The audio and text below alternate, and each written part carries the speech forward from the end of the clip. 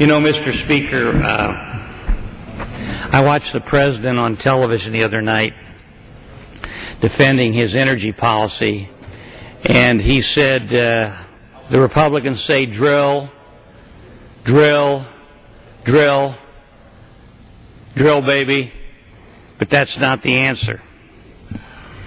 The fact is that the people of this country are suffering under severe energy prices that are rising at a rapid rate. Everything that we buy is affected by energy prices. I went to the store the other day to buy some apples and some tomatoes. The tomatoes, we got 3 tomatoes for $5, and I think we got 4 apples for $5. Now, the reason those prices are going up so rapidly is because when you transport those across the country or you use energy to produce those products, it costs more. You talk to the guys that drive these tractor-trailer units, and they'll tell you how expensive it is to transport goods and services, clothes and food and everything else that we buy. So we really need to move toward energy independence. Now, we've had the administration has had the ability to help other countries explore for oil. We sent, I think, $2 or $3 billion down to Brazil for deep water drilling, but we cut back on the permits that we could get to drill in the Gulf of Mexico because of the environmental nutcases, I call them. The president has restricted the ability of the American energy sector to drill for oil in the Gulf. We cannot drill for oil in the Anwar in Alaska. I've been up there. Talk to the gentleman who represents Alaska in the Congress, Don Young. He'll tell you there's nothing up there that's going to be damaged if we drill. And besides that, you can do it in an environmentally safe way. But we can't drill offshore because they've limited permits. He said we could. He's now saying he'll allow sub-permits, but they're very minimal. We can't drill on the continental shelf. We can't drill in the Anwar. We can't do anything to explore really for additional energy. And we have probably a couple hundred years supply of natural gas that we could drill for and use the fracking procedure. But a lot of the environmentalists are trying to stop that as well.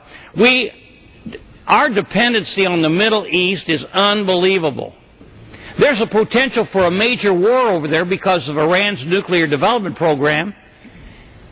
And we continue to depend on energy from that Persian Gulf area, from the Saudis. And they're using a lot of our money to support Wahhabism in the madrasas over there that create radical Islam.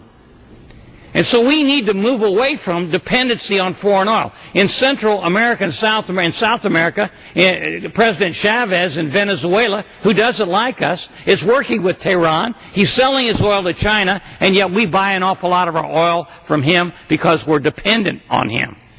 We need to move toward energy independence. The president will not allow the Gulf pipeline, the pipeline from Canada down to Texas, because of environmental concerns. That's been looked at for 3 years, and there's other ways around the potential problem. But he won't let it happen because of environmentalists, the radicals.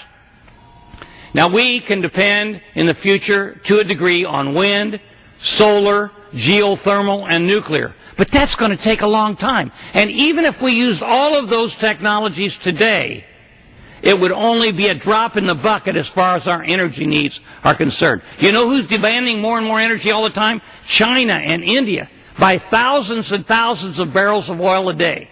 A day. And so that oil that's coming out of other parts of the world is going to be gobbled up more and more and more by China and India. We need to move to energy independence. And the president says, oh, you know, we can't solve the problem by drilling. The fact is, we can. There's a lot of things we could do. The pipeline from Canada, drill offshore, drill in the Gulf, drill on the continental shelf, use more natural gas, do away with all the regulations that are strangling the private sector as far as energy development. So what does he want to do? He says we got to raise taxes on energy exploration, on the oil companies. That's going to be passed on to the consumer in higher prices. This administration, nice guy, good smile, gives a great speech, but he's not solving our problems, and our dependency continues to increase on foreign energy. We need to move toward energy independence, and we need to do it now and not wait until after the election. I yield back the balance of my time.